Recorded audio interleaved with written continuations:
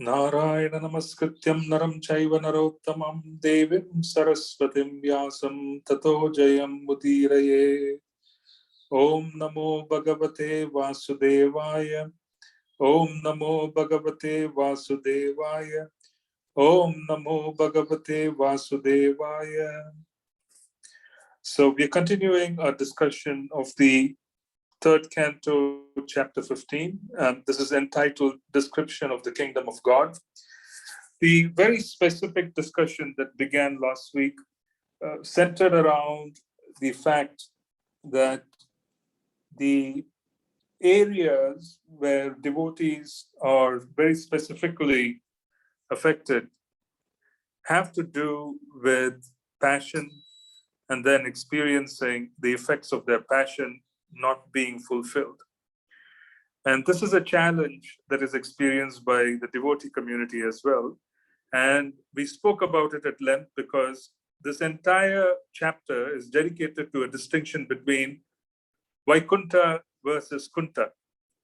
So the three different types of enemies that are described in the material world, or the lack of which distinguishes the spiritual world, is desires, anger, and lust. Now, if we notice, the last offense in the chanting of Harinam is to contain or have material desires despite receiving multiple instructions on the matter of Harinam. So the last offense, the final offense amongst the offenses of chanting Harinam, have to do with having material desires whilst chanting Harinam. This is basically the instruction that is given to us oftentimes, and then we don't follow those instructions, and as a consequence, the last offense that is coming to us, the final offense, is having material desires despite receiving so many instructions on the topic. Now, why do we have material desires? Material desires themselves are a manifestation for the chanter of the holy name, which is, the main attendants of this forum. Most of us are chanting Harinam, and because we are chanting Harinam, we would want to say that our issue is that we have been instructed on the glories of Harinam, and yet we still contain we still are impacted by material desires. So there is a contradiction. The contradiction is that we have received instructions and we are chanting Harinam, which means that we have been given all instructions for us to participate in the pastimes of the Lord in the spiritual sky, but yet we carry the propensity of the material world. So yet we carry propensities of the material world. So the question then becomes as to why is there such a big difference in the two objectives, which is we are chanting to serve the Lord in Vaikuntha, and Vaikuntha is free of desires, it is free of anger, it's free of lust. But yet, those who are practicing Krishna consciousness carry desires, anger, and lust. And this is specifically the topic of the 10th offense. Now, why does the 10th offense take place? The 10th offense takes place because the first offense was committed. The 10th offense is a hierarchical offense. There is the first offense of Vaishnava Aparadh, then there is the philosophical confusion in terms of who is Krishna versus his servants, and then there is Guru Aparadh, and then there is a downhill progression. And as a downhill progression goes on, you then have this particular last offense, which is to be filled with all kinds of material desires. So the desires themselves have a nature of not being fulfilled. That is the danger of material desires. Material desires themselves are such that they will not most likely be fulfilled because we don't have the sukriti, we don't have the currency for us to be able to manifest a future based on those desires. We just don't have the sukriti. But what do I mean by sukriti? Yeah, what do I mean by sukriti? Sukriti generally is a word that we use as good fortune. We generally use that word in the context of having spiritual credits for us to be able to make progress in the chanting of Harinam. But here I'm using this word in the context of not having the resources to obtain or fulfill our material desires. This is the truth. The idea is that there is a need for pious credits, punya. There is a need for pious credits that we can draw from to manifest our desires. And so if you have desires, the desires form one part of the equation. The desires have to combine with pious credits for you to complete the chain reaction of pious credits being used by material desires would finally result in the manifestation of such material desires in the physical realm. Otherwise, there are only material desires. So that is a very specific challenge. We have a very specific challenge of just being exposed to desires, but not having the ability to fulfill them. And because we don't have the ability to fulfill them, we become angry. And then there is this hankering which develops with desires. And the unfulfillment of such hankering, which is basically lust, it is the unfulfillment or lack of fulfillment, it leads to anger. So passion is the culprit. You start with passion, and when one is passionate, they have no control over what kind of desires they have and they do not have. There really isn't much of a control. If you're going to be in the mode of passion, you're going to have desires. If you have desires, then you have a chance of you not being satisfied by those desires. And eventually, it leads to anger, it leads to disillusionment, and then downhill all the way. This is basically a circumstance found in the devotee community. In the devotee community, it is found because of two reasons. One is it is found because they're committing offenses in the chanting of Harinam.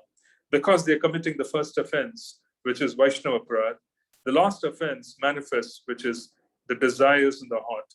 And this is nothing but a downgrade. This is nothing but a downgrade of consciousness.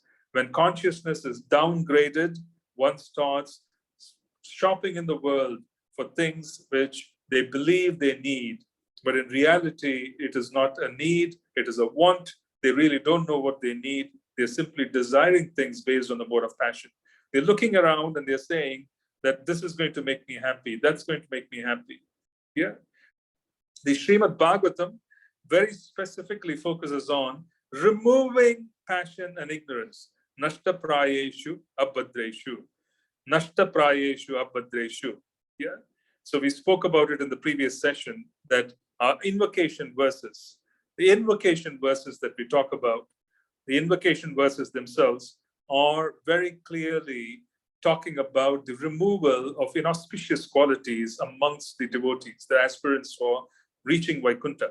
Because you can't qualify for a Vaikuntha existence without removing passion and ignorance from the heart. Vaikuntha is pure, untinged goodness. There is no passion in Vaikuntha. There is no mode of ignorance in Vaikuntha.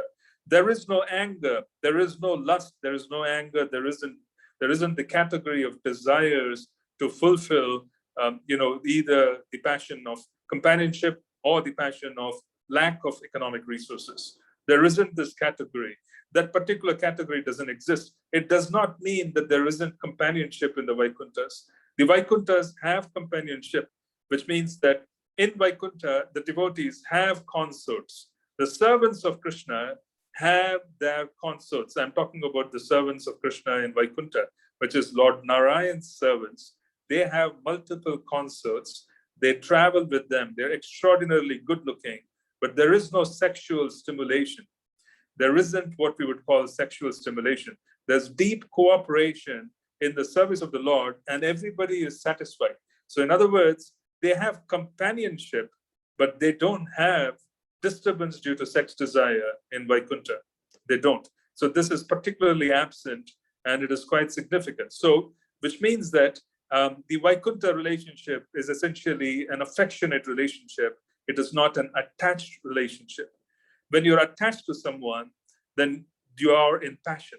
And when you are in passion, you are going to have desires. And those desires invariably are not going to be fulfilled because you're dependent on someone else to fulfill those desires. And because you're dependent and you're wanting to fulfill those desires not being fulfilled will result in frustration, it will result in anger, because mode of passion, when it is not satisfied, it cannot elevate itself to the mode of goodness. It falls down into the mode of ignorance, and then there's a breakdown of intelligence.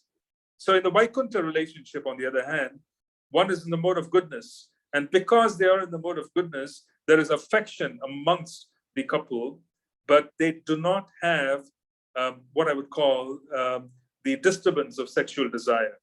Even though they are extraordinarily attractive, they are not stimulated by sex desire. They are stimulated by companionship or in service. So there is a difference between this affection and attachment. And devotees basically have to be in affection. They cannot afford to be in attachment, because attachment categorically is a stage of suffering. It practically brings immense suffering. The more attached you are, the more proportionate is suffering, because that attachment is never going to be fulfilled because you're dependent on someone else.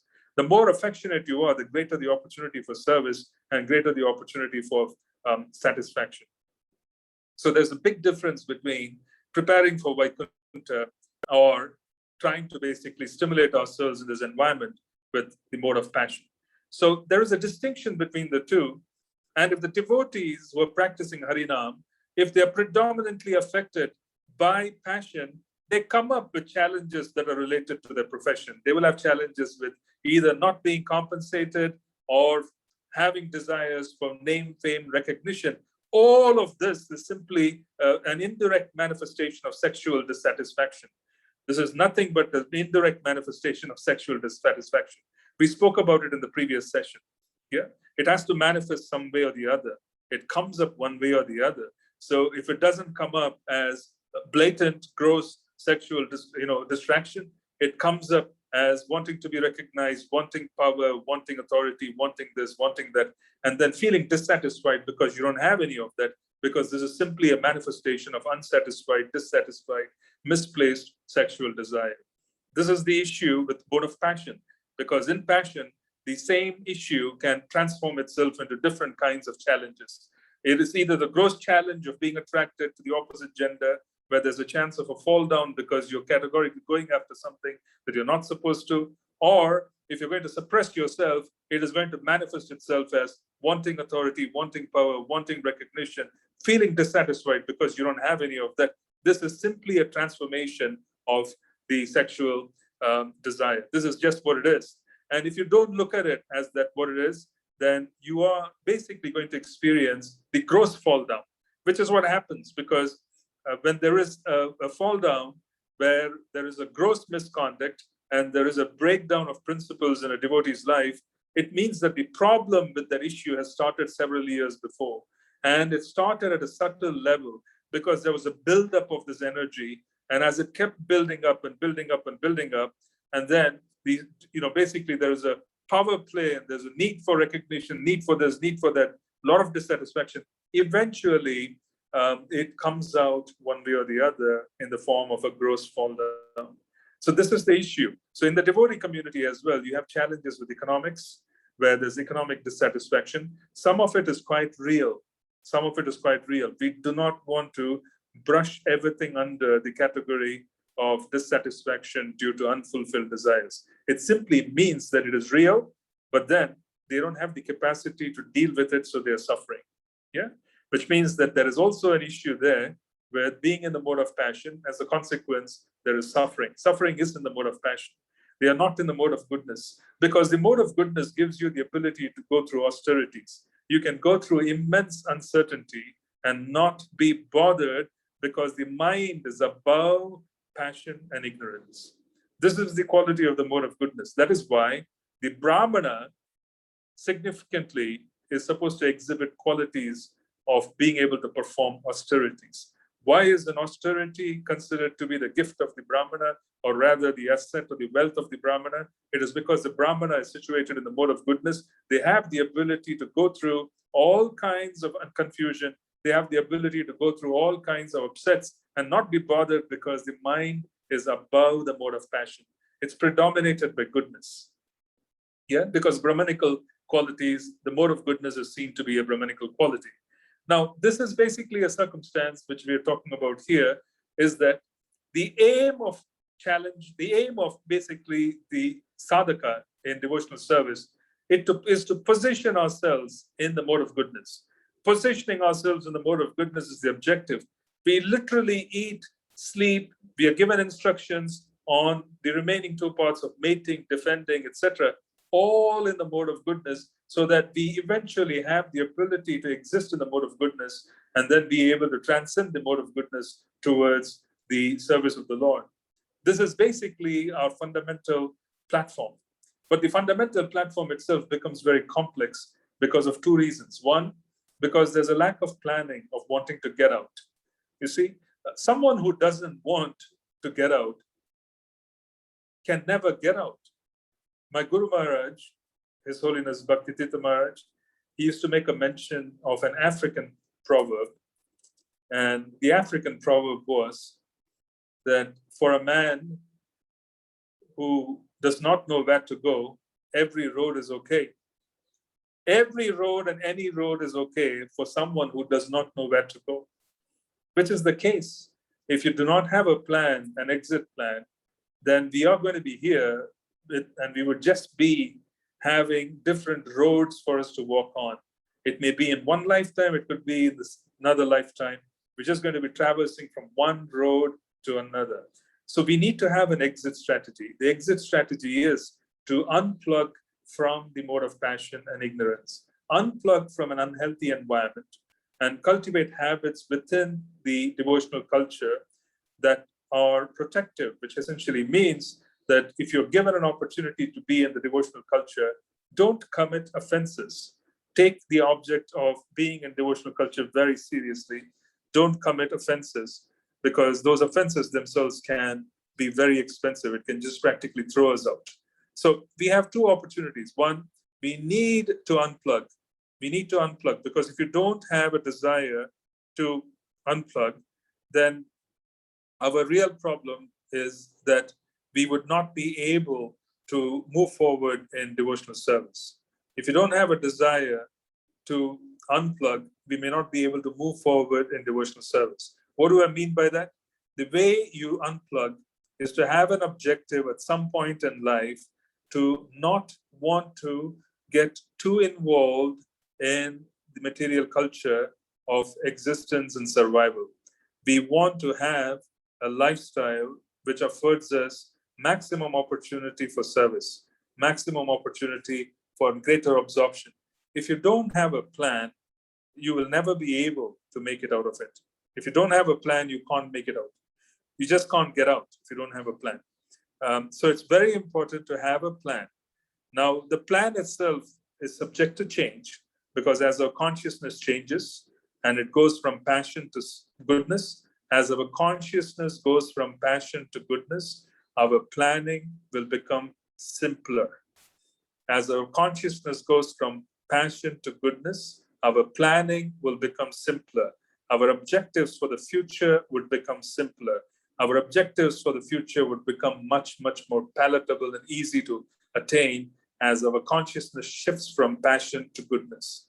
If it is in the mode of passion, our consciousness will have all kinds of complex arrangements for the future. If it moves from passion to goodness, the consciousness will practically break down the future into simpler objectives. So when I say simpler objectives, it means, one would recognize their psychology of being a Brahmana.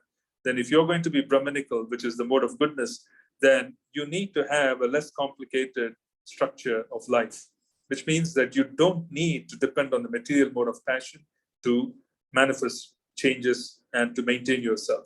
If you're going to depend on the material mode of passion, then the danger of falling into ignorance is very, very high. Again, the same problem comes up. So as we move from passion to goodness, the plan will change. So we want to understand that our consciousness is dynamic, because our sadhana is dynamic.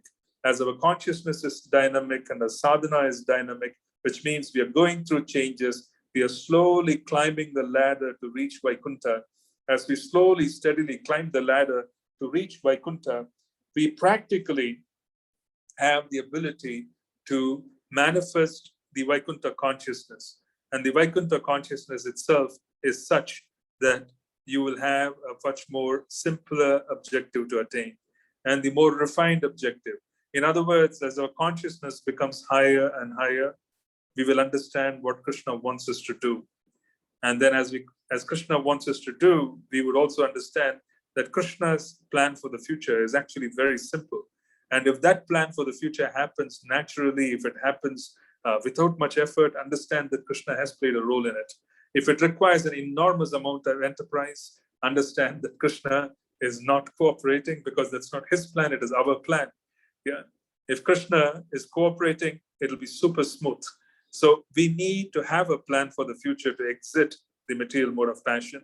And we need to bring that plan to refinement on a year-by-year basis periodically so that we make an assessment. And it's a good time because Gaur Purnima, Janmashtami, Sri Radhashtami, these are all very, very good times to have a review of annual targets and saying, this is what I want to attain in 2025. This is what I want to attain in 2030. And then, how does it look today? Has my planning improved? Has my consciousness improved? And so then you will have the ability to move forward. But then remember, as you grow higher in consciousness, your plan will become more refined, more cogent. It'll be simpler because the mode of goodness will bring out a plan which will be easy to operate. And then if you're in touch with Krishna consciousness quite profoundly, because it is the mode of goodness, you will also find that the plan is very easy to implement, it's lucid. But you need something right away. Even if we are in the mode of ignorance, put a plan out and then refine it through sadhana. The sadhana itself, Harinam, has the ability to provide for everything. So we just don't have to depend on anything else. We just have to depend on Harinam and then have a plan and then periodically visit the plan at the lotus feet of Srila Prabhupada, lotus feet of your Gurudev, sit down and visit the plan, explain the plan to the picture. Yeah. After all, you worship the picture, you worship the Murti, knowing it's non-different. So explain the plan to the picture, explain the plan to the Murti, saying, this is my plan. Please give me intelligence to just let me know whether you like it. Please give me the intelligence so that I can make a modification. So then Krishna, who is within, will appreciate that dependence and he would guide us. And then we would be able to make progress in refining it further until it reaches a point where it becomes executable. But then you need to start somewhere, you need to put it down. If we don't do that, then the material mode of passion is going to create a future for us. And the material mode of passion generally creates a future which even frightens Lord Brahma. Yeah. If you notice in the early part of the third canto, Lord Brahma is going through all kinds of frightening, I would say, what I would call as experiences, where he actually sees that the desires of the living entities who want to populate the material world are such that the color of the Lord actually has turned into a very tamasic color because of the desires. The color of the Lord, Garbhodakashai Vishnu, is manifesting a tamasic blue. Blue has different kinds of blues. The color of Krishna is a different kind of blue, and the color of Narayan, Lord Narayan, is the same kind of color. But then the point is that it's a different kind of blue than what would be considered very tamasic. So the tamasic color that manifests is seen by Lord Brahma. Yeah, it is seen by Lord Brahma. The tamasic color is seen by Lord Brahma. And then he realizes that, and he makes a statement in the third canto, the early part. He says that this particular force of karma of these living entities, it's a supernatural force. It is a supernatural force. They have no ability to manage this. They do not have the ability to manage this. So if you set things in motion, you don't have the ability to manage this. The only time you have the ability to manage is in the mode of goodness. The only managerial effort that one can ever have of the future is if you're in the mode of goodness. So any kind of planning that needs to be done, you put it down on paper and manifest it in front of your deities, in front of Prabhupada, read it out. This is what they used to do in our temples. They used to read out the budget. They used to read out the expenses. They used to report to Srila Prabhupada, even though he wasn't physically present. They used to report to the Murti because the Murti was the Archa Vigraha of Srila Prabhupada. So you practically, report to Srila Prabhupada, you report to the Guru saying that this is what I plan for the future and that this is what I want to do. And then you will notice that as our consciousness improves, the plan becomes better and better and better. Keep a record of all of these things and then keep it for the future. The consciousness, as it improves, you will find that it is improving. And this is required because you need an exit strategy. Otherwise, it's very dangerous to not have a plan. It is very dangerous to think that the plan that you already laid out is the only plan. It requires visitations and it requires sadhana so that we could elevate our consciousness. Now, what is it that we notice in this chapter distinctly? There's a description of Vaikuntha. Vaikuntha is devoid of desires. What desires? Desires fueled by passion. And because desires fueled by passion are absent, there is no concept of lust. And because there is no concept of lust, there is no anger in Vaikuntha. So these are the three great enemies which the Kumaras describe while talking about Jaya and Vijaya. The Kumaras talk about Jaya and Vijaya, the doorkeepers of Lord Narayan, and they say that the qualities of desires born out of the mode of passion, the quality of lust, because the desire has become too intense, there's deep attachment due to the mode of passion, and the quality of anger because the lust is not fulfilled. These are qualities of the material world. Jaya and Vijaya cannot be in the spiritual sky if they exhibit the qualities of me and mine, if they distinguish who is a friend and who is an enemy. They can only be in the material world. Yeah? So basically, this distinction of who can be in the spiritual, who can be in the material world is being made here. What is also very interesting is that in the early part of discussion in this chapter, the demigods run to Lord Brahma. And why are they running to Lord Brahma? It's because the entire world is manifesting a very negative tamasic quality. It is very dark. And the reason for the darkness is because Mother Diti, who was impregnated by Kashyapa Muni during an inauspicious time in the evening, is now carrying Hiranyaksha and Hiranyakashipu in her womb. And she is suppressing the exit of these two great personalities. We have to call them great. You know, if Krishna has to come down and they become a part of the Srimad Bhagavatam, they are great, even if they are asuras. You know, Vamanadev in the 8th canto, he praises Bali Maharaj, and he's very diplomatic. He is praising Bali Maharaj, saying, oh, there were such great personalities in your lineage that Hiranyakashipu, Hiranyaksha, they challenged the Supreme Person. He was actually praising them. You know, he teaches us how to speak even under unfortunate circumstances, Lord Vamana. But then the point I was just wanting to make here is that Hiranyaksha and Hiranyakashipu, they were in the womb of Diti, and she was suppressing their ability to come out. You know, she didn't want the delivery to happen because she was told by her husband that these two children are going to cause great harm to the Brahmanas, the sages, the demigods. They're going to be enemies of the Lord. They're going to be killed by the Lord. So she was suppressing those enemies of the Brahmanas and enemies of the sages as much as she could so that there could be some room. But the demigods ran to Lord Brahma because they practically saw darkness all around. What does this mean to us? There's a message that we want to gather from here. It means that even before the physical event were to occur, the demigods experience everything at a subtle level. This is true. If there is consciousness which is elevated at the level of the demigods, one has the ability of actually being able to perceive good and bad much, much before they occur, because they would manifest in terms of darkness, light, so on and so forth. They would show the symptoms of darkness, they would show the symptoms of light, even before the physical event were to occur, simply because the subtle has to happen before the gross. The subtle has to happen before the gross. There has to be a subtle indication of inauspiciousness before the gross indication of inauspiciousness were to manifest. So the demigods, they ran to Lord Brahma not because Hiranyakashipu and Hiranyaksha were born and they were assaulting the demigods. They ran to Lord Brahma because they saw subtle phenomena of darkness because of the manifestation of these two personalities in the womb of Diti. They could see it at the subtle level. So they have a vision of subtle level, and the subtle occurs before the gross. So even before an event takes place here, the demigods have already seen it, which means even before COVID takes place, COVID was visible as darkness to the demigods. I'm just talking about giving an example that we can relate to in the modern times. They can see it. They can see it at a subtle level because it has already occurred at a subtle level. There are subtle changes that are already occurred.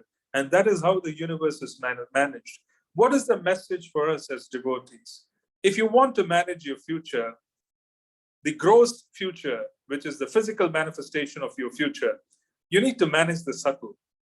If you manage the subtle very, very well, and if you make changes at the subtle level through devotional service, then the gross manifestation of the future can be altered, because the gross is going to happen only after the subtle has taken place.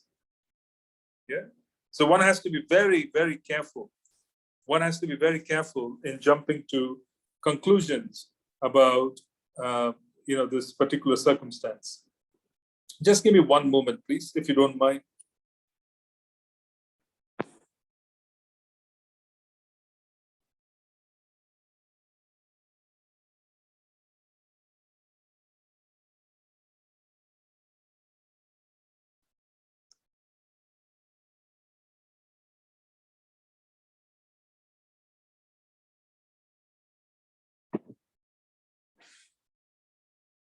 Yeah, so the subtle needs to be managed. So devotees have a heads up here.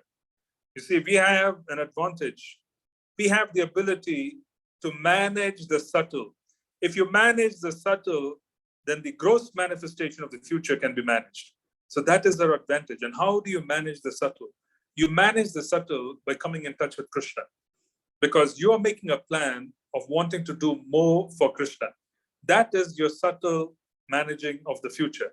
We make a plan of wanting to do more for Krishna, and then create what I would call as a practical implementation on paper.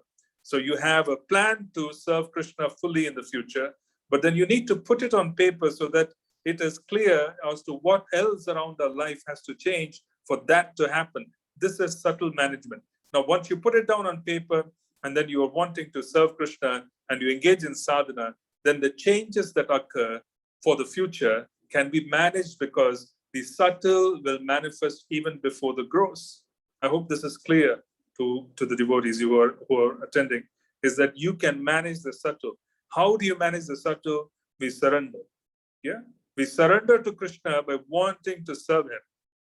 We surrender to Krishna by wanting to serve him. And by wanting to serve him, we also understand where to serve him, what to do, what are the different ways to do it. How do you take care of life so that you could do a lot more service? We put everything down on paper, and then we engage in devotional service. And as we engage in devotional service, we keep refining our plan. Now, this is an opportunity for us to manage the subtle. And by managing the subtle, the gross future is managed. So the gross future is a future which is created by our karma, right? Who we are today is a manifestation of several lifetimes of karma. And if you are inefficient, unhappy in devotional service, if you're struggling in devotional service, it means that there was no planning done in the past. Now, if you take up a plan and say that this is what I want to do in the future, I want to have more absorbed service, and then I want to change the aspects of my life so that I could have absorbed service, then you are actually managing and creating a subtle, plan. The subtle blueprint, if it is infused with spiritual energy, the closer it is to Krishna's liking, the greater would be the manifestation of such a plan in the future. How do we know if it is going to be closer to Krishna's liking? That is a matter of us elevating ourselves to be closer to Krishna. Only one who is close to Krishna has the ability to understand him. So we elevate our consciousness so that we could practically come closer to Krishna. We come closer to Krishna through our sadhana. We move from the afflictions of passion and ignorance, which is referred to in the Bhagavatam as abbadreshu, nashtaprayeshu abbadreshu, we reach the mode of goodness, we are much closer to Harinam, we are much closer to the Guru Parampara, we are much closer to the heart of Krishna. Then we will know how to serve. We will know how to surrender, and we will know how to serve. Then a subtle plan is created, and then the gross will manifest because the subtle now has become more efficient. It is to Krishna's liking. And then Krishna will provide the resources for the subtle to manifest. We need to do this with an understanding, which is the reason why we spoke of the fact that because there's an opportunity to alter the subtle, there's an opportunity to alter the gross. Because if you can alter the subtle and bring it close to what Krishna would want you to do, which is basically close to what your guru wants you to do, yeah, and close to what you would want to do if you were in the mode of goodness, then there would be a greater likelihood of such a future to manifest.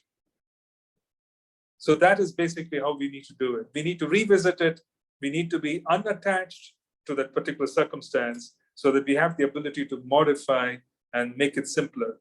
Because as we grow higher in consciousness, we will be able to accept a simple manifestation of the future. This is a fact. A simpler manifestation of the future is possible if there is a higher level of consciousness. If there is a lower level of consciousness and a simple circumstance comes upon us, we will make it very complex because that's our nature. Yeah, it's like a demon who wants to destroy, and then he basically can't be in an environment which is simple because of his nature. He creates complexity. He creates complexity here. He does this, he does that, and he makes all kinds of complications. And then he has enough problems to manage. And then that becomes his comfort zone because now he is in that circumstance. Yeah. On the other hand, if we want to serve the Lord, then we want to be in the mode of goodness. We slowly, steadily reach from the passion to goodness. And then we develop a plan which is simple to execute and which becomes manifest because it is simple to execute. Yeah.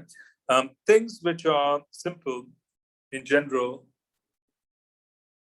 are closer to transcendence because they are in the mode of goodness.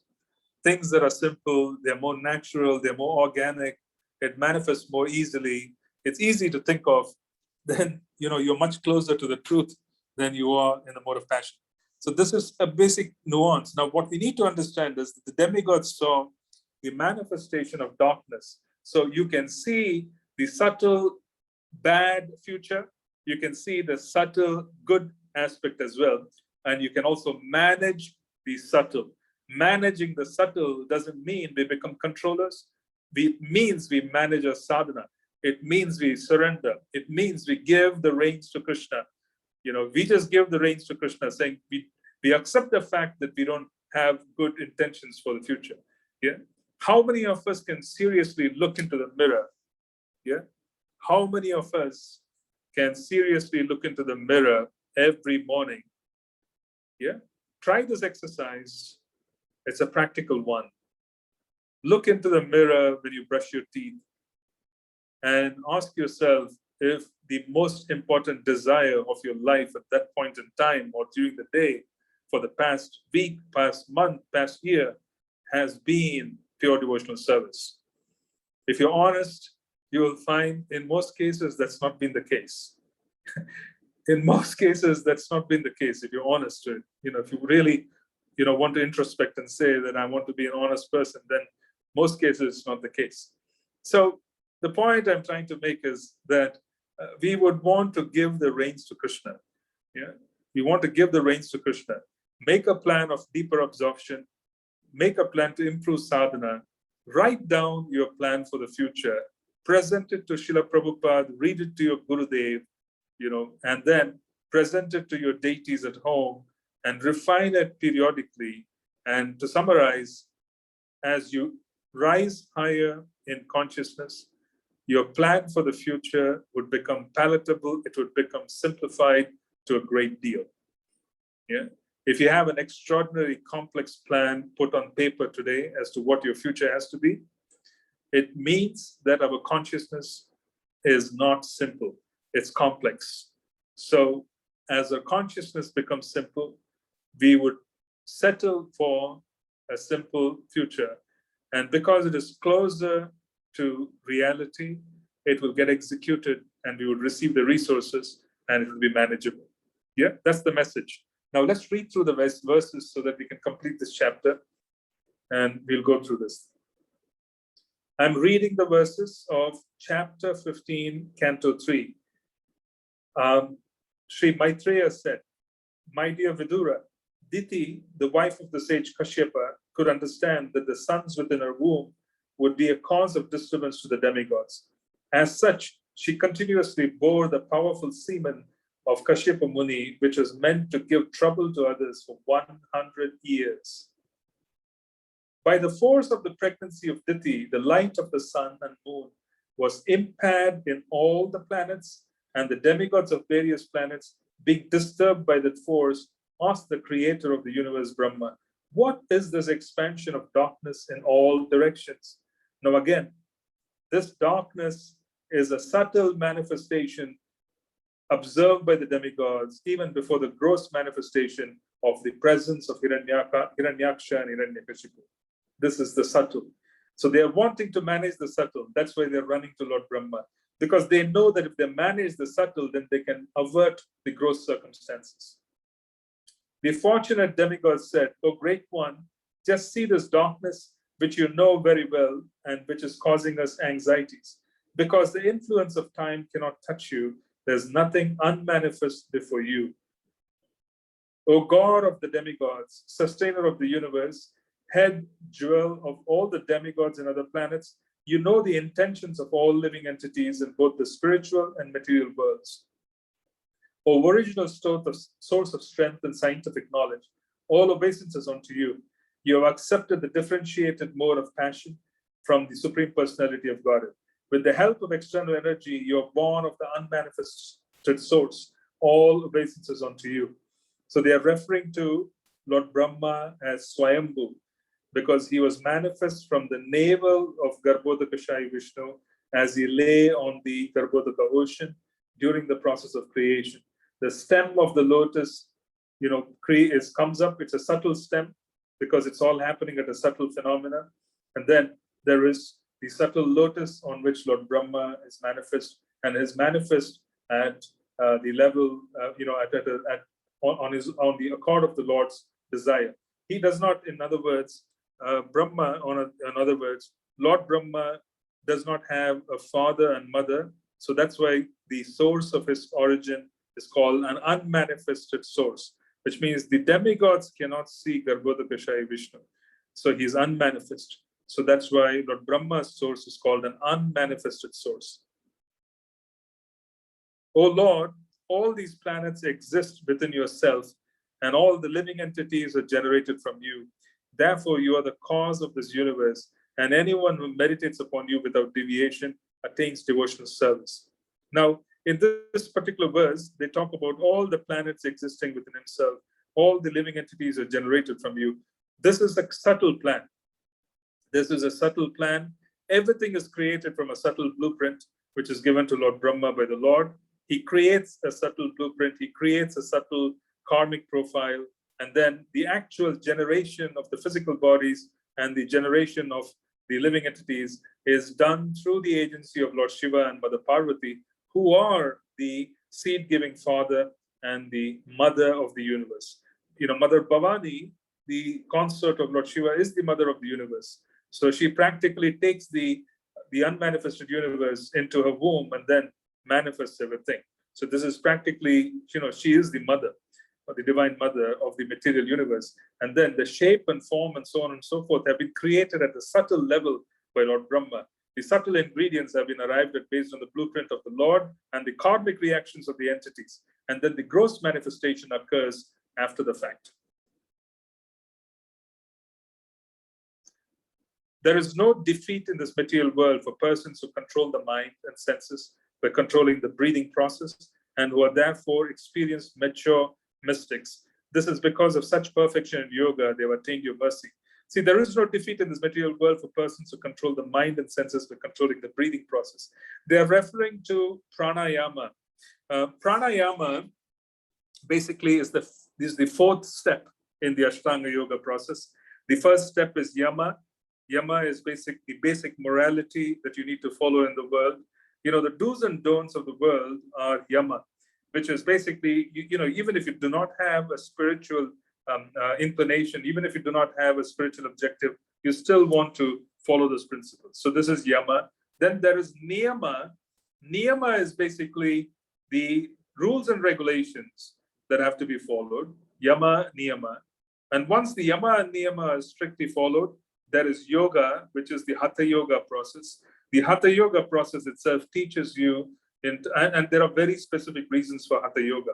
Hatha yoga is used by the yogis to push the Kundalini Shakti from the lower part of the subtle ethereal body to the higher part.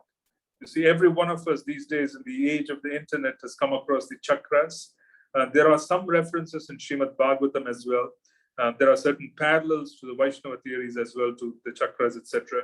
Now, the yogi basically wants to take the Kundalini Shakti from the bottom of the spine, which is the tip of the spine, the lower part.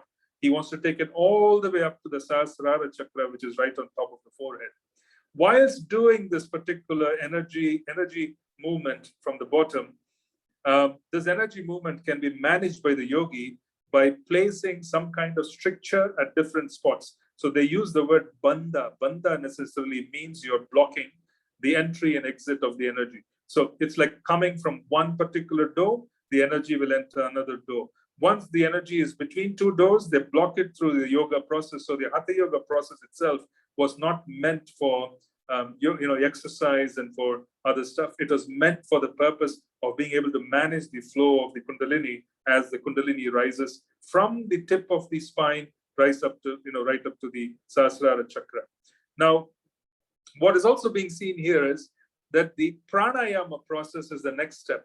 Pranayama is an extraordinarily powerful process, and this powerful process of breathing in and breathing out has a very, very, very important effect in the outside world. People don't realize that pranayama can affect relationships. Yeah, pranayama can affect relationships. Pranayama, in reality, you are in touch with the universe through prana. The more prana you have, the greater the ability to give. The less prana a person has, lesser the ability to give. So you have this phenomenon of having very little prana, then the person is very exhausted. By the time they come home, they're very exhausted. They just don't have time for anybody. It's just over. So the point is, relationships suffer because there's very little prana. So pranayama can affect relationships. All of us have heard of this concept of being in touch with the world and being out of touch with the world. But how do you touch the world? You touch the world through prana. You touch the world through the medium of air. Vayu, air, the air that we breathe in and exit, that prana is how we keep in touch with the world. So when someone is not in touch with the world, where we say there's a disconnect in someone's thinking process, they are practically not stable at an emotional, mental level, for the simple reason that there's a disturbance in them being able to manage the flow of prana through their bodies. So this is a very deep science. The pranayama part is a very deep science. Now, the pranayama, hatha yoga, yama, niyama, these are the 4 steps. The 5th step is pratyahara in Ashtanga yoga. Pratyahara is all about being able to control the senses. So this verse is talking about the mature yogi who can control the mind and senses by controlling the breathing process. So he has done the first 4 steps. He has done yama, niyama, hatha yoga, prana, which is pranayama, and then he has reached the point of being able to control the senses. How do we in devotional service control our senses? We control our senses by using our senses and bringing them in touch with Krishna himself. We touch Krishna's body, the Archa Vigraha. We engage in the chanting of Harinam, touching Tulsi. We engage in the sweeping of the temple. We physically use our limbs in the service of the Lord, and by doing so, we control and purify our senses. So we do not follow the process of Hatha Yoga and Pranayama. We follow the process of bringing our senses in touch with Krishna, which is more efficient because this is more of a process which is dependent on Krishna. It is less dependent on how well you do it. The whole process of Ashtanga Yoga is, if you don't do it well, you could go crazy. Yeah, there could be disturbances that could be caused to the mental equilibrium of practitioners of Kundalini Yoga if they do not know how to handle it properly. Yeah, this whole concept of people becoming disturbed, at certain levels, etc. The Western world, the health services of the Western world has classified many diseases, and those diseases, some of them, for example, chronic fatigue syndrome, and then there was the other one which where people had a lot of pain throughout their body. I don't exactly remember the name, but these are all disturbances of the Kundalini. And these are all being exacted not because the participants in the Western world have been practicing Hatha Yoga and Pranayama and somehow they've disturbed it. Sometimes this disturbance can occur simply because there's trauma to the lower part of the body. There's depression of mothers who have just delivered babies. Yeah, this whole postpartum depression that occurs is because the lower part of the body is where the Shakti is. If that area gets traumatized, then there is a disturbance and it causes mental inequilibrium. And then there's a depression. There are so many different mental issues that come up after the birth process. What I'm trying to say is that this is an extraordinarily interconnected world where the subtle connects to the gross, and gross disturbances can cause issues with the subtle. Subtle practices can influence the gross, and pranayama is very powerful in being able to give capacity. Now, do Vaishnavas practice Hatha Yoga and pranayama? Not for the purpose of attaining Krishna. We don't. Yeah, we have our chanting, we have our devotional service, but do Vaishnavas practice pranayama and Hatha Yoga? The answer is yes, you can. Yeah, you can practice Hatha Yoga, you can practice pranayama. It will assist. There is a whole process of pranayama that is recommended for sannyasis. Yeah, I have seen it in the scriptures. I have seen it in our own Gaudiya Vaishnava literature. So we do have pranayama. There are specific mantras for the pranayama. There are specific instructions on holding the breath and releasing the breath. There are all kinds of procedure given in our books, which Prabhupada did not give us because he found that even the most basic instructions were not being properly followed. There was no capacity to follow the most basic instructions. The basic instructions were to follow the principles and to chant Harinam and to associate with devotees and honor Prasadam. And if the basic is not being followed, why complicate the situation by telling the devotees that they need to do pranayama and they need to do this and they need to do that? There's no capacity. But does it exist? The answer is yes. Was it used? Yes, it was. Yeah. But do we need it in the present? No. Fix the chanting, please. Fix the chanting, fix the japa. All of this is secondary. Yeah. Improvisations can be made, but you need to have a foundation to make some improvisation. If you don't have a foundation, there's no point in having an amazing, amazing improvisation process with no proper foundation. So sometimes we need to understand it takes a lot of practice. It takes a lot of years and years and years of sadhana to simply reach the conclusion that Harinam is all we need. It takes years. This is not a simple realization. This is not a simple fact. It is very difficult to be convinced that Harinam is all you need. Why is it so difficult to be convinced that Harinam is all you need? It is so difficult to be convinced because we are in the mode of passion. Because we are in the mode of passion, we are complicated and we need complicated processes. We believe that we need very complicated processes for us to basically exist. Yeah. So we need to understand that complicated necessarily doesn't mean effective, and complicated is not required. Years of sadhana later, if you're smiling while you're holding on to your bead bags, you are truly blessed. Truly blessed. Yeah. If our acharyas wanted to give us more complex procedures, they would have given us complex procedures. They gave us a simple process because it's super effective. Why can't we accept it? We cannot accept it because we are complex. We are complex because we are in touch with the mode of passion. That's why we are complex, because our mind, our intelligence is surcharged with all kinds of passion. So we want complexity because we want to deal with complexity. That's the nature of passion. Yeah. The more simpler it becomes is when we realize that there isn't anything but Harinam. This is a fact. Yeah, this is a fact. I just want to repeat it because oftentimes one of the challenges that we face is people get bored if it's a simple process. No, we are not getting bored because it's a simple process. We are simply in the degrading mode of passion.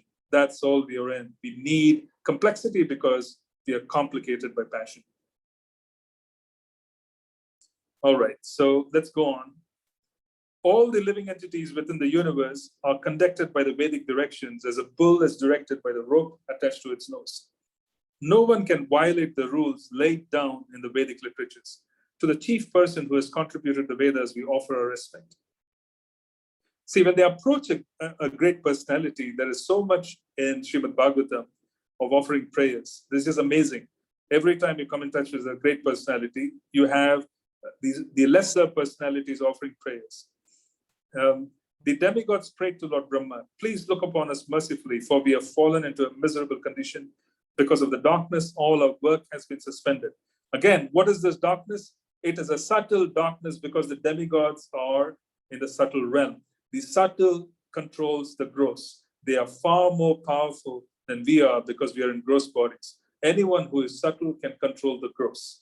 Yeah, this is very important for us to understand. As fuel overloads a fire, so the embryo created by the semen of Kashyapa in the womb of Diti has caused complete darkness throughout the universe. Sri Maitreya said, thus Lord Brahma, who is understood by transcendental vibration, tried to satisfy the demigods, being pleased with the words of prayer. Lord Brahma said, my 4 sons, Sanaka, Sanatana, Sanandana, Sanatkumara, who are born from a mind are your predecessors. Sometimes they travel throughout the material and spiritual skies without any definite desire. After this, traveling all over the universes, they also entered into the spiritual sky, for they were freed from all material contamination. In the spiritual sky, there are spiritual planets known as Vaikunthas, which are the residents of the Supreme Personality of Godhead and His pure devotees, and are worshipped by the residents of the material planets. In the Vaikuntha planets, all the residents are similar in form to the Supreme Personality of Godhead. They're all engaged in devotional service to the Lord without desires for sense gratification. In the Vaikuntha planets is the Supreme Personality of Godhead, who is the original person and who can be understood through Vedic literature. He is full of the uncontaminated mode of goodness, with no place for passion or ignorance. He contributes religious process for the devotees. In these Vaikuntha planets, there are many forests which are very auspicious. In those forests, the trees are desired trees, and in all seasons, they are filled with flowers and fruits, because everything in the Vaikuntha planets is spiritual and personal. In the Vaikuntha planets, the inhabitants fly in the airplanes, accompanied by the wives and consorts, and eternally sing of the character and activities of the Lord, which are always devoid of all inauspicious qualities. While singing the glories of the Lord, they deride even the presence of the blossoming Madhavi flowers, which are fragrant and laden with honey. Yeah, so they're actually engaging in kirtan. When they're engaging in kirtan, they basically, they find that even the most amazing flowers which are in Vaikuntha, you can imagine the fragrance, even that is not appeasing to the Vaikuntha residents because they're engaging in kirtan, which is glorification of Krishna. When the king of the bees hums in a high pitch, singing the glories of the Lord, there's a temporary lull in the noise of the pigeon, the cuckoo, the crane, the chakravaka, the swan, the parrot, the partridge, and the peacock. Such transcendental birds stop their own singing simply to hear the glories of the Lord. So even the birds are fully conscious because it is Vaikuntha. And they also have a service. They provide an environment which is filled with all kinds of chirping and all kinds of natural music in the forest. However, when there's kirtan, they all stop it. They stop it so that they could listen and they could fill themselves with the transcendental vibration. Although flowering plants like the Mandara, Kunda, Kurabaka, Utpala, Champaka, Arna, Punnaga, Nagakeshara, Bakula, Lily, and Parijata are full of transcendental fragrance, they are still conscious of the austerities performed by Tulasi. For Tulasi is given special preference by the Lord, who garlands himself with Tulasi leaves. So this is basically the symptom of lack of enviousness in the spiritual sky. The flowering plants like Mandara, Kunda, Kurabaka, these are all transcendently fragrant plants, but they all know the austerities of Tulsi, because the Tulsi is given specific preference, special preference by the Lord, who garlands himself with Tulsi leaves. So there is no enviousness. The other plants and the other flowers, other creepers, they all know the exalted nature of Tulsi Maharani. The inhabitants of Vaikuntha travel in the airplanes made of lapis lazuli, emerald, and gold, although crowded by their consorts who have large hips and beautiful smiling faces. They cannot be stimulated to passion by their mirth and beautiful charms. So actually, they are undisturbed. They're actually happy, which is the condition of Vaikuntha, because the men and women of Vaikuntha, they're extraordinarily attractive. But even with this extraordinary attraction, there is no sexual stimulation that is caused by proximity, because they use the word crowded by the consorts. So they're all in different chariots and airplanes. They're crowded by the consorts, but they're not stimulated to passion. Passion, sexual passion, which is basically the material passion, is a very disturbing, what we would call as a symptom. It's a very disturbing symptom. When that is absent, then there is no stimulation, even with the presence of very beautiful people around them, and they're actually happy. Yeah. The ladies in the Vaikuntha planets are as beautiful as the goddess of fortune herself.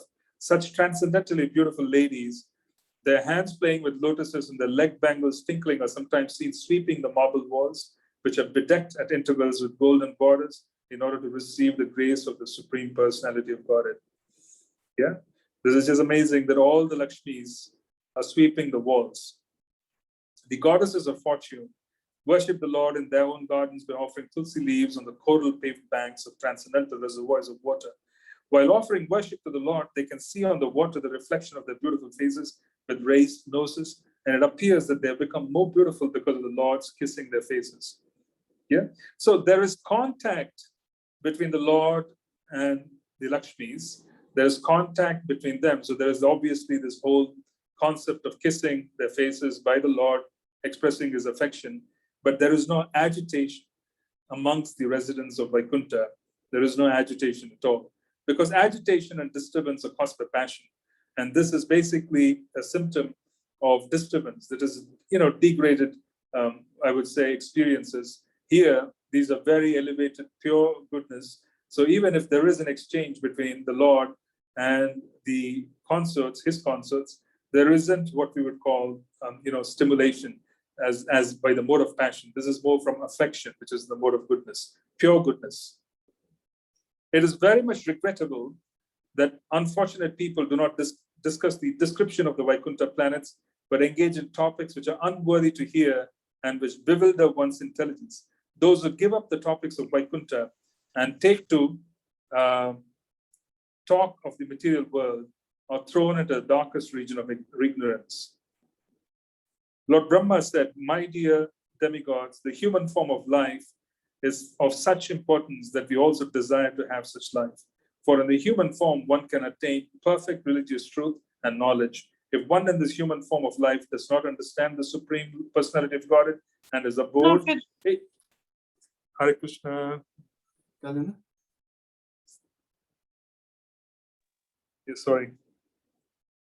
If in this human form of life, one does not understand the Supreme Personality of God and is abhorred, it is to be understood that he is very much affected by the influence of external nature.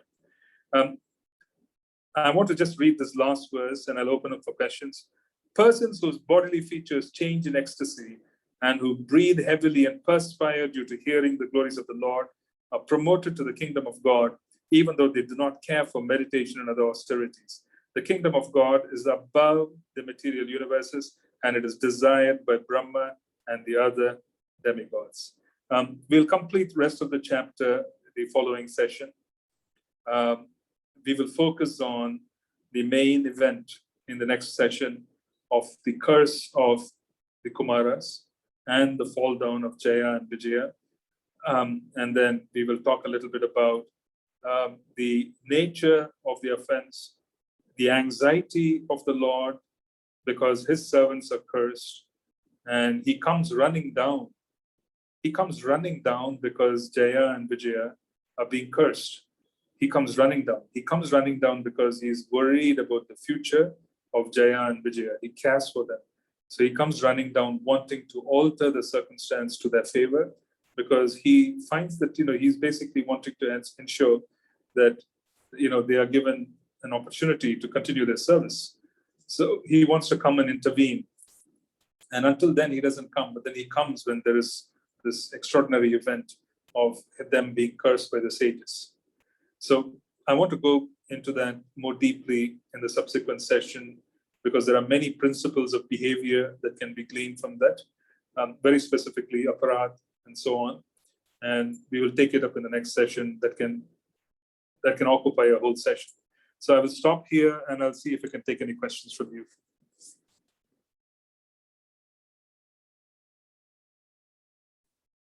Sorry, one moment. I think there are questions. Yeah, there aren't any questions. Yeah, someone raised their hand. So I'm not very familiar with the raising of the hand. So do you want to speak? Please do. Hare Krishna Prabhu, thank you so much for the lessons so far.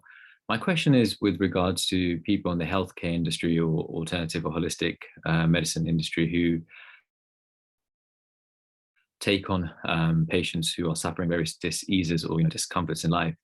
Would there be any karmic repercussions taking on these situations for the people who are practicing these forms of medicine? Actually, is there a way to tailor it around? Sure, please finish. Yeah, please finish. Please finish. I'm sorry.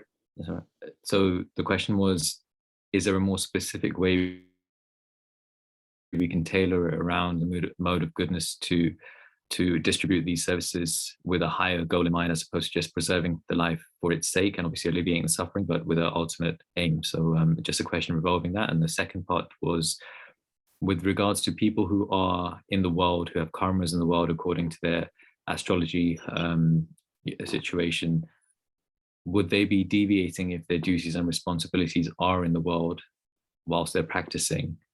Because there's a conflict of pathways there. So just to look at those two. Thank you. Now, I would come back to the second question because I would need to clarify. Want you to clarify that a little bit more. Sure. I'll address the first, and then we'll come back to the second once the first is done. Great. Thank you. The healthcare industry, the practitioners in the healthcare industry are perhaps the most vulnerable. And that includes not only those who are exposed to environments of disease and environments of suffering, because we do take on a lot of energies if you're in an environment constantly. So the vulnerability of such practitioners, be it devotees, non-devotees, it's very, very high. It's almost as if you're putting yourself in an environment with all kinds of negative energies, and you could absorb some. However, the scale to which one absorbs those energies varies from one person to another based on the karma. There are some who have the ability to take on the burden of others.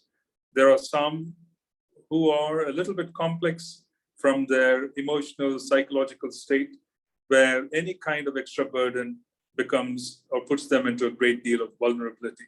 So that is not a consistent one-size-fits-all shoe. It differs from person to person, even though they could be exposed to the same environment, because sometimes there's karma, which allows you to take on burdens. Sometimes there isn't what we call a blessing or a foundation that allows you to take on such burdens, then you feel more vulnerable. But then there can be a common, I would say, approach. The approach itself is that if we are exposed to the karma of others, be it in treating diseases, which is an environment like a hospital, or being a physician for that matter, or being, for example, someone who is in the mental health counseling area, because that is an area which can cause immense complexity in the life of the practitioner, because they're exposed to all kinds of, I would say, psychological conditions which are very complex, and there's absorption of karma as well. So all of these circumstances are vulnerable because of coming in touch with the mode of ignorance. How do you protect yourself? The way you protect yourself is to have an extraordinarily powerful spiritual practice. If you have a powerful spiritual culture and a spiritual practice before you enter the workplace, then there is the ability to protect oneself from these assaults, and there is a greater level of, I would say, efficiency that can be expected if one were to be careful with how they start the day. So even our practice in Krishna consciousness, even if one were to be very sincere with what they do in the morning, then they will have a fairly insulated day. You can say that. They can have a fairly insulated day. So this is the first point, which means there is external sadhana required so that you could protect yourself. This could include a kavach mantra, such as the Narayana Kavach or the Narasimha Kavach or the Varaha Kavach. Very important, because then the Kavach mantras themselves reinforce protection at different levels. On the other hand, there's also a need to practice devotional service and the philosophy of devotional service. The practice of the philosophy of devotional service is to be able to offer all the results of our work to Krishna, to practically work without a desire of other than pleasing Krishna, accepting the day as being given by Krishna in the morning, understanding that the day has been arranged by karma, understanding that our day has been manifested because of karma, however, offering the entire day and the results of the day to Krishna as a matter of service, and then going through the day in that particular mood as the mood of sacrifice, of offering the results of our work to him.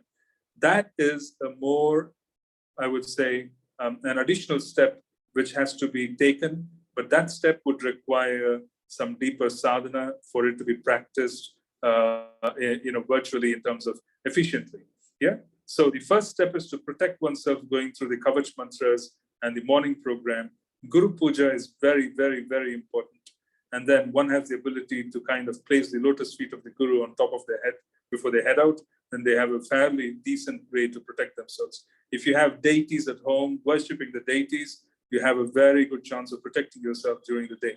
So this is very important. However, you also have the circumstance of being able to philosophically reach the point of being able to offer everything to Krishna, which is the ultimate protection. That takes time, because for engaging in that kind of service of being able to offer everything to the Lord, one needs to really be able to love him and needs to be able to surrender, which is all a matter of progression in devotional service. So these are two different stages. But even the first one, if it is done properly, can practically protect one from all kinds of harm. It's very important, which means you protect yourself from the effects of the environment, you protect yourself from karma as well. Yeah, you protect yourself from karma, you protect yourself from the environment. That's very important. This is very, very important to do. And the second part can be practiced over a period of time. Now, what was your second question, Prabhu? Thank you so much. There was a lot of valuable insight in there, and I think it addresses some of the second question as well. So according to our Vedic astrology chart or reading with yourself, if there are powerful karmas in the world that we are to carry out, for example, in communication or, in areas of finance or etc., how to really kind of tailor that, because often the world is in the material energy and a select few are on the bhakti path. So it is a direct, contradiction. I heard in one of your lectures before as well, you mentioned the sound vibration of those who don't practice, or, the vibrations we come across in our daily lives contaminate the situation. So with regards to coaching, et cetera, if there's a more deliberate way we can go from Krishna consciousness, translated it into, or transfer it into our coaching practices, would there be ways around it if our karmas or our nature is to be working in the world as opposed to more in the ashram kind of situation? Right. I think the most important part is, of course, going through what we already mentioned, but I constantly emphasize the need for a plan. I constantly emphasize the need for having objectives. what we do in the world is a part of what is practically needed, but then we also need to constantly understand what is the main objective for our presence here. The main objective is to be able to serve with full absorption. So we want to remind ourselves constantly of the goals that we are in. And this is not an impractical step. It is a matter of just being able to write down. The reason why it appears to be impractical is because we are not there yet. Our consciousness is not able to relate to having pure devotional service as a goal. We just are not there yet. It is not impractical. It is extraordinarily practical for one who is elevated. It is impractical for those in the mode of passion because we are not there yet and we can't relate to a goal which seems so far away. But then we still write it down, even if it is far away, because we aspire to reach that goal. And even if you don't mean it, write it down and say, we want to serve you. And then we want to position ourselves in the future in a position where we can serve you. What would be the best way for us to be more absorbed in your service? I don't desire that condition as of now because of my nature. But at some point in the future, ideally, I would like to desire that as well. But I want to desire that future. So having that written down is very important protection so that this way, there is some planning that goes on, which is aligned with Shastra, which is aligned with the Parampara, which is aligned with Krishna's desire for us. So that's how you manage the future. So you execute the present, but have a plan for the future, which is aligned, more absorbed with Krishna. And even if it appears to be far away and impractical because of our consciousness, still put it down and put frills and put waves around it, plan a little bit, because the more energy you put into any plan, it has a better chance of being executed and manifesting in the future. Thank you so much for that. Yeah, sure. I will. Any other question or comment? Okay, there's something on chat. I just want to see what it is. If my understanding is correct, only the gross body has a gender in the material world, and the self, the soul, has no gender in the spiritual world. The physical body is a part of the self. So if there are two genders in the spiritual world, what determines which gender one will acquire there? The fact remains that the spiritual sky is as personal as one can ever imagine. The Lord has a masculine form. His consort is feminine. Is there a difference between the Lord and his consort? The answer is no.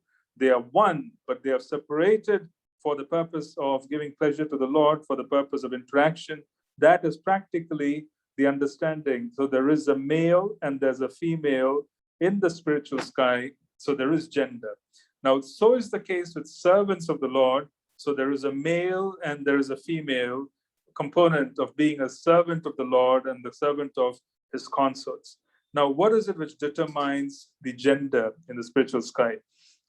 So the gender itself is a motivation of what is going to be given to us as faith and how we progress towards that particular motivation based on the personalities who have given us faith. Yeah. So the personalities who have given us faith. So there are many personalities who have given us faith. So you would want to basically understand that in a certain parampara, you can have an opportunity to serve the Lord in a masculine form as one of his friends, or you can serve his consort as a servant. And that faith of which service you can do is practically cultivated and given as an opportunity by those who are already connected to the Lord in that opportunity. Yeah, I hope this makes sense. They're already serving the Lord as either his personal friend, or they're serving the Lord as what I would call in the feminine form, and they're giving us an opportunity. They're giving us the faith. In some cases, that is the case. In some cases, they are more evolved because they have practically been doing this for several lifetimes. So they are more evolved and more fixed in understanding how they want to serve. Yeah. So there is a progression of spiritual understanding of the identity, and then they reach that particular level. So that is also the other part. So there is also the fact of the matter that in some cases, they already have a place in the spiritual sky on how they're going to serve, and they are basically attaining that through sadhana. So there are variations of how to understand a spiritual position in the sky. Yeah. So first case where faith is being given, and it depends on who is giving faith, and they can give us that kind of faith. So in a certain lineage, there's a certain opportunity, there's a certain kind of information, certain kind of culture, certain kind of faith process, etc. That's offered in a certain lineage.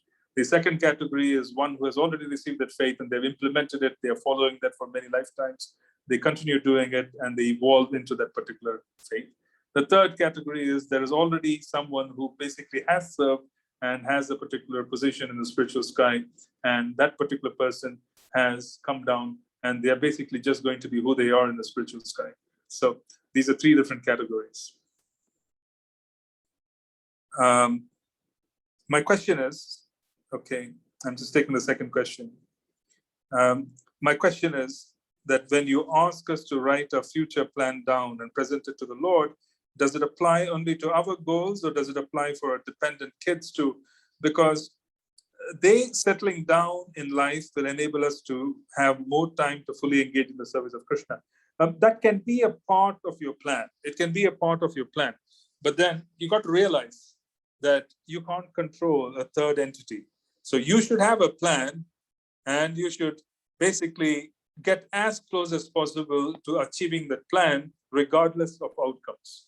That's the better, safer way to go. Don't put too many conditions. That'll be my advice. Now, let's look at the, there's another question. As I remember, you keep emphasizing on writing down the plan. Yes, even writing down, reading to acharyas, praying, trying to, working towards, yet struggling. What more can we do? Is time only separating us? I tend to think it's my karma. If so, what else can be done? I would have asked this before too, yet inquiring. Yeah.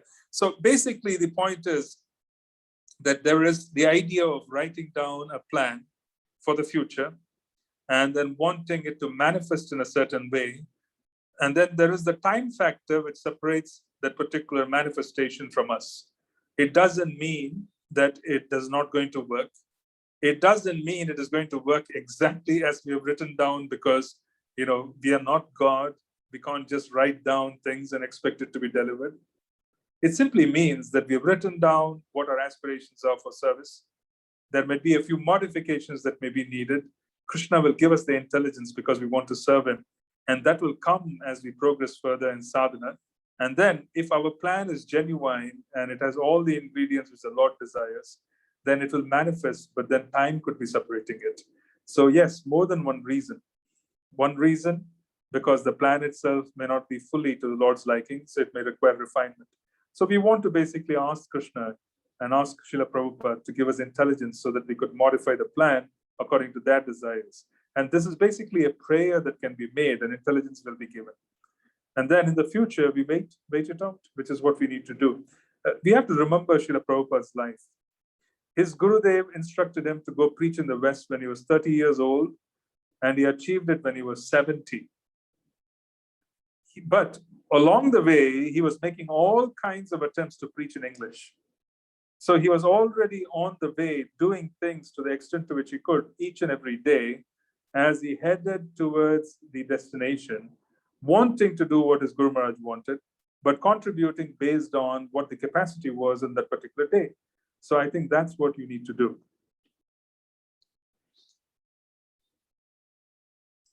All right. So is there anything else?